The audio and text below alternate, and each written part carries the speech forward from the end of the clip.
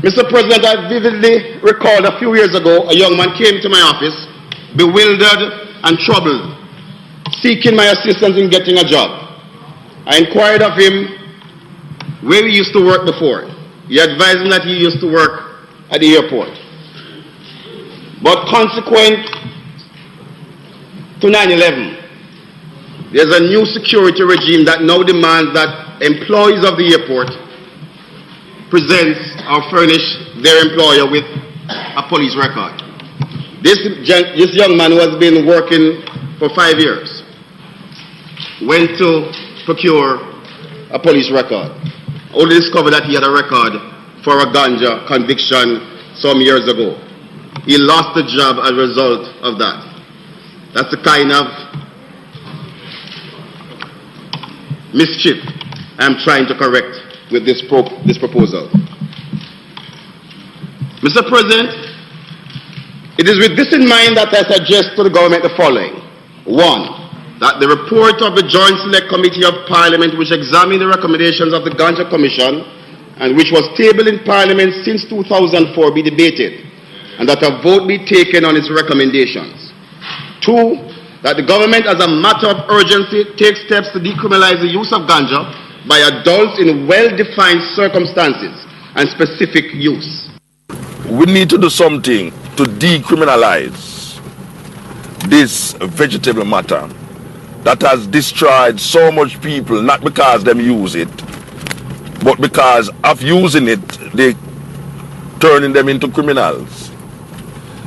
All over the world, people recognize, governments are now recognizing that ganja is really not what we thought it was. People want to say ganja is a very destructive thing, but over the years, I never really see, for instance, a Rasta man smoke ganja and lay down in the gutter. Because him smoke ganja, I'm going to beat him wife.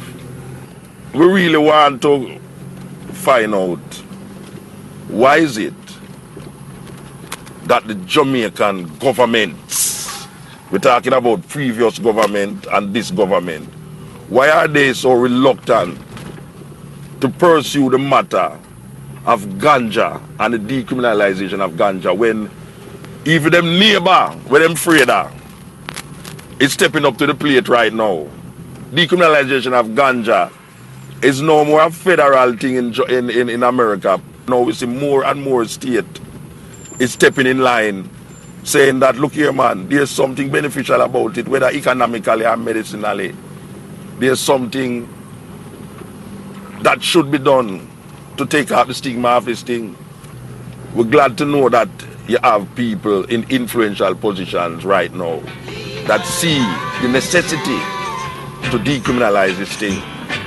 Yeah, with the Strawberry Hill, you might wonder why we're doing Strawberry Hill when it's this subject about ganja we are talking about. Well, we have Chris Blackwell here with me. We're going to talk about something where I never even know say you're involved with, and not on the exporting level, but on the decriminalizing level, right? The subject of ganja. Yeah, the subject of ganja. Right. Oh, after all of these things that you do, you know, music, movies, this and this, how you reach this stage in your life, you know, where you talk about getting marijuana decriminalized? It's come from the fact that I'm now in the hospitality business, basically, with these little small hotels that I have, and I guess what really triggered it was a few years ago I went to St. Bart's, and St. Bart's is the most successful island in the Caribbean, really, for tourism, and the thing that really I noticed was they had all these little restaurants. They had, you know, because the way St. Bart's is basically a part of France. You know, that's how the French worked with the ex-colonies, etc. So there are all these restaurants, and you can get wine, lots of vineyards, etc. All make their wine available in St. Bart's. And the thing about wine is that it sort of kind of relaxes you. It relaxes you. It makes you more more full of conversation, more full of laughter. It makes a party happen, much more so than alcohol. Yeah. Alcohol can tend to bring out violence. There's a different quality to it. And I thought, Jamaica does not have a wine culture, but it has a ganja culture. And ganja is very similar in a sense to to wine in that respect. Is it loosens you up, makes you relaxed. It makes you laugh. It makes you feel free. It does not make you feel violent. It's just got a quality to it. Years ago, the previous government, the one before, they commissioned a group of people headed by Professor Barry Evans to go out there and explore what is the feeling out there amongst the people about the decriminalization of ganja. Why you feel at this time when we say America is taking different states is making move to decriminalize it for different purposes, why you feel that Jamaica is so reluctant to deal with it? I think initially that reluctance was because of America. And you asked me earlier, how did I get involved? The other reason I got involved was literally about 3 months ago. I asked somebody who, knew the runnings was aware of the runnings of American government, etc. I said, what's happening in California? It seems to me that one of two things is going to happen. Either it's going to get closed down or it's going to open up. What is going to happen? And they said, without question, it's opening up. And it's going to go state by state, just like a lot of the other legislation has over the years. So with that information, then it would indicate that America is not going to be upset if Jamaica decriminalizes. All right, so Chris Blackwell is in Jamaica, and Chris Blackwell said, why this thing look like it go bust out. Right. We know he's a visionary with certain things. Right. You know when things are going to bust out. Right. How you see your involvement now? Like, what you intend to do to make it more out there, to say, well, stop the foolishness about America and America. This is we could do it how we want to do it. I think the main thing is to follow what was done, that commission. Basically, that commission is really, there was a lot of research done. Yes. And it came back overwhelmingly, I believe, or that was my understanding of it, that in favor of decriminalizing. I think that should just be brought to more attention now and should be brought out. And I believe very much that it is something that should be done here, and I think it would be a tragedy if it was not done. I put it that I put that much emphasis on it, because if it's going to be basically opened up in America as it's clearly going in that direction, Jamaica has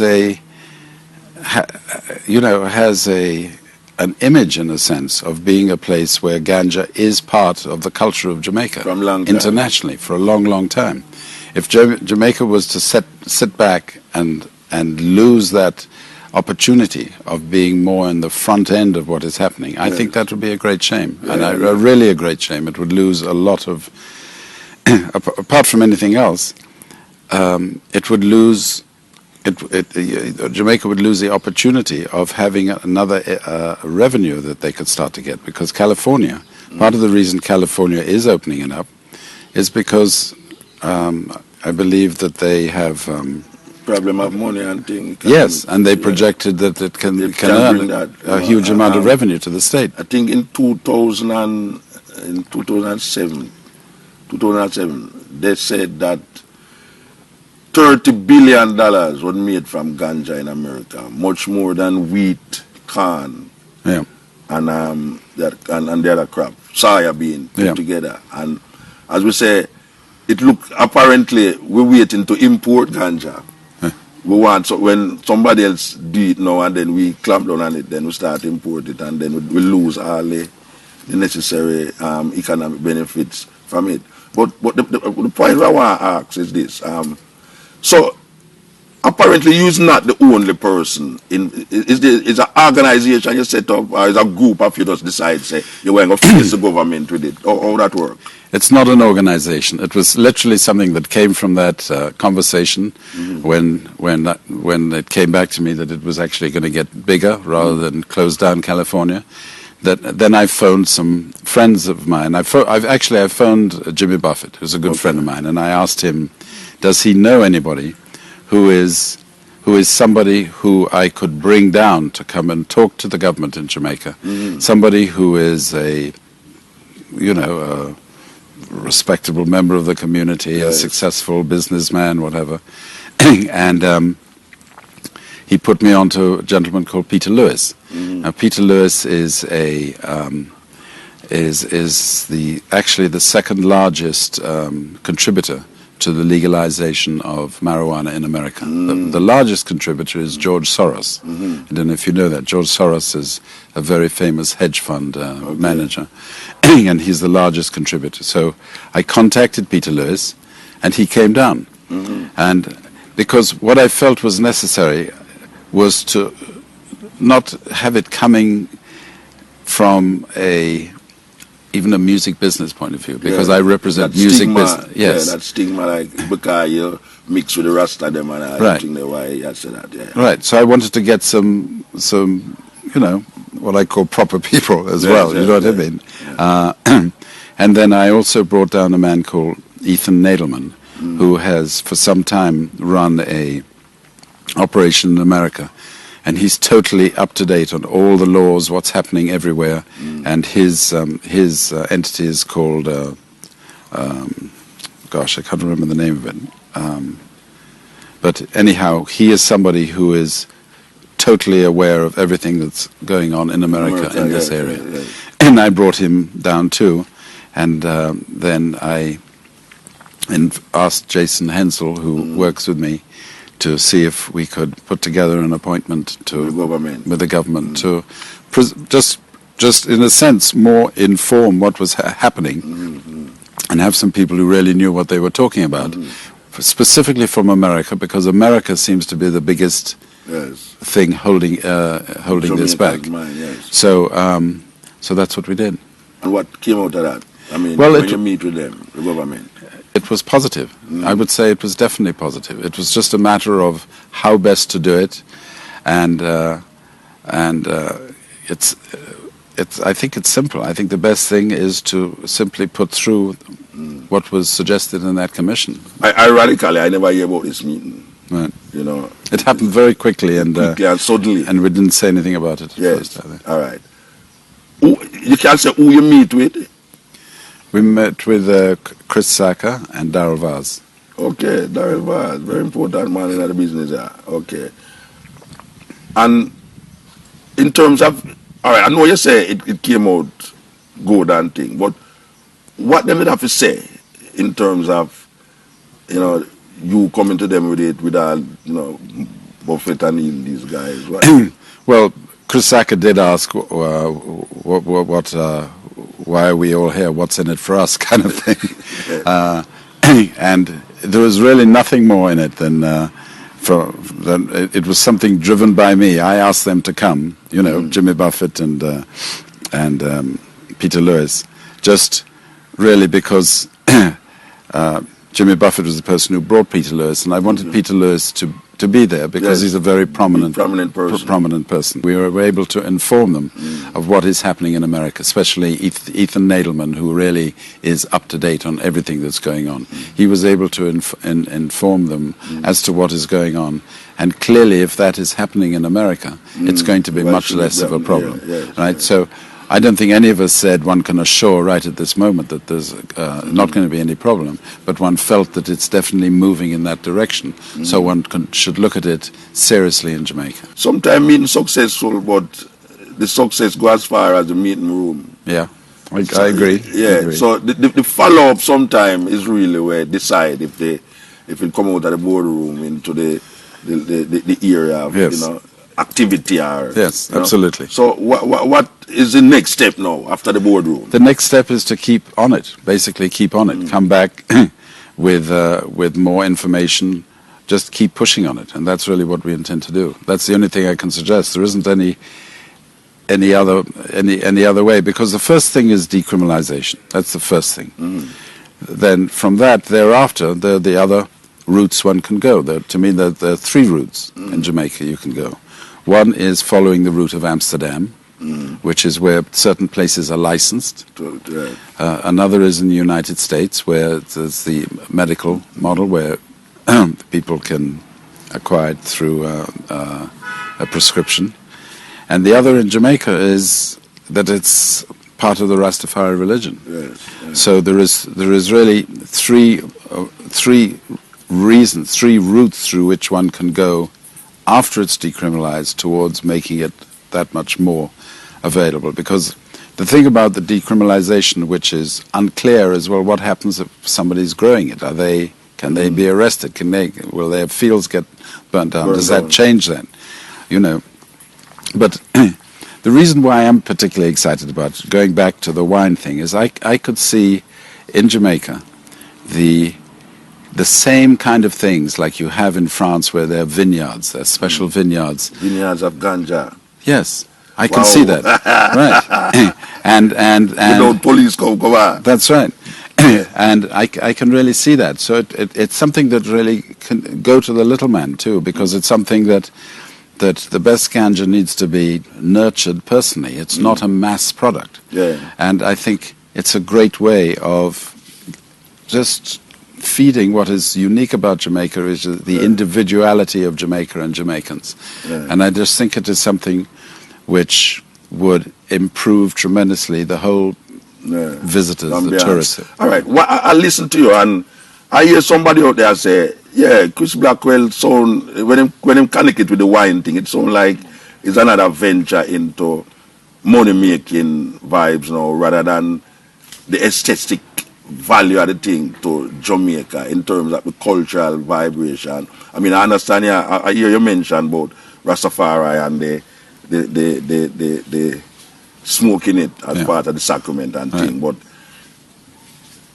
I don't know if that wouldn't lead to a closing of the, for instance, the fields, the ganja fields. You're going to have a license to have these ganja fields, and it's only people who have money can afford these licenses, but the little Rasta man in the hill now were planted for him use. The police are still come burn it down. Or would I go around that it don't become like a money venture for those who have it already, and not for a man like a man in Westmoreland who are grow it, for bridging and bridging them? Or you think we could have go around that? Well, I haven't thought it all the way through, but I think a license could be based on the amount of land that you're using. If you're using a half acre, then you pay a license for a half acre, which would be a minimal amount. If you're using 50 acres, which is a tremendous amount, then it would be a much higher license. But I do think part of the reason to make it work is that Jamaica could earn a lot of revenue from it. So I think it would need two licensed growers, and it would need to license places, like let's say we're at Strawberry Hill now. Strawberry Hill would be a place which would apply for a license, to be able to, people would be able to legally smoke it or consume it on the property. That would be another license that you would. So the license with the man in the Westmoreland bush now, or what kind of license for do what? Look, I'm going to plant it for just smoke it. For himself, you mean? Yeah. Well, because I'm not planted for satisfy a wine taste taste. I'm a man who does love ganja taste. Well, in Westmoreland particularly, I don't know. I think I think people there have been planting it for a long time, and it's more than just their own consumption. Yeah, well, that's how they export. And that's a good example, because it's built up a great reputation. Orange Hill has built up a brand name. Do you know what I mean? That's part of the brand Jamaica. Yes, good ganja come from Orange Hill. Absolutely. Yes. So that's serious thing. So you wouldn't have seen say it would be nice to export some, to get some foreign currency into Jamaica. I'm not thinking so much of exporting it. Yet. I'm thinking, and when I say me, I'm not in this business. We understand. I'm thinking more of it to attract people to Jamaica. I really believe, Jamaica is the greatest place on the planet. I really believe that. And I think more people need to come and see it, and more importantly, move amongst the people and go into the country and feel the country. Otherwise, if you just stay in a hotel, you don't really see Jamaica. You need to go and talk, go to a little rum bar somewhere, chat to people, go somewhere, have a couple spliff, and then you will come back. You will come back. It's not that's what you want. You want people who just fall in love with Jamaica, and there are those. I'm sure you've met many of them. People who come here and they came here for 2 days and they're here for 20 years. Of course. So, and I believe, I believe in Jamaica, and Jamaica's. Heavens knows how Jamaica has proved itself for its uniqueness and its individuality and its inventiveness, its creativity. It's extraordinary. Sitting here now, and a man and I say, why 2 man them a propose the ganja thing, look like they love smoke ganja and everything. And me can tell a man non-apologetically that me never smoke ganja yet in my life. Wow, that's incredible. So me not have no axe to grind. Right.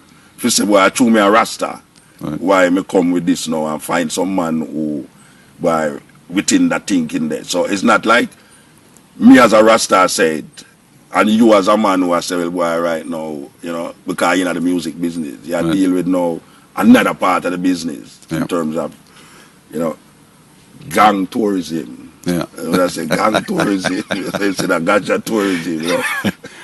I'm going to register that. The registered, yes. Yeah, don't take it up from me. I'll pick it up. But it's good for say, all of this is coming to a pinpoint. Yeah. If you say, a man like you, a man like Buffett, and Lewis really decides to them about a face the government. Right. Because that is really what it needs.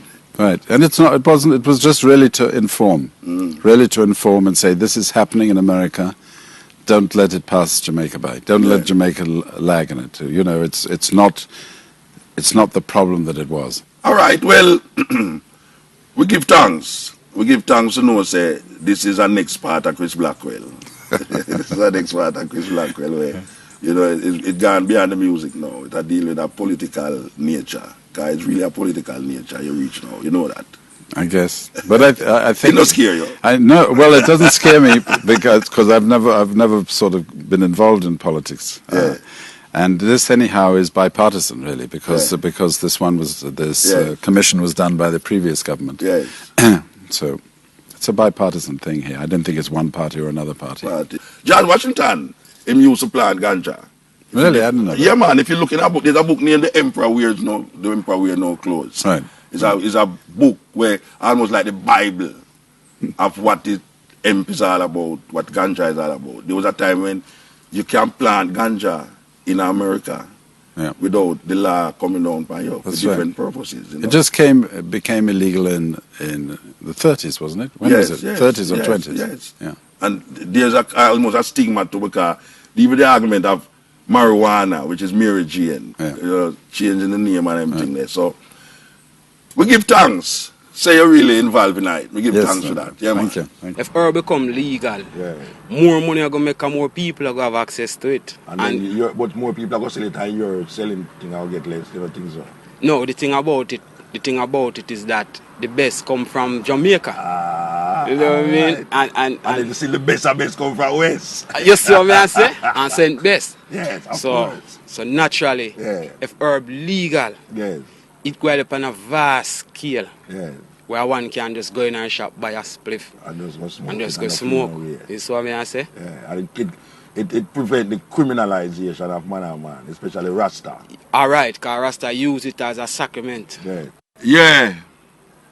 After all of that, we come to the point where it left up to you, the public, sometimes, to make your voice heard in this thing. And we don't recognize and realize that even within the commission, the majority of you say it's stupid to have a man as a criminal in Jamaica. For this. It's really stupid. How can you arrest a man and criminalize him? If you have a beautiful plant like this, it look pretty,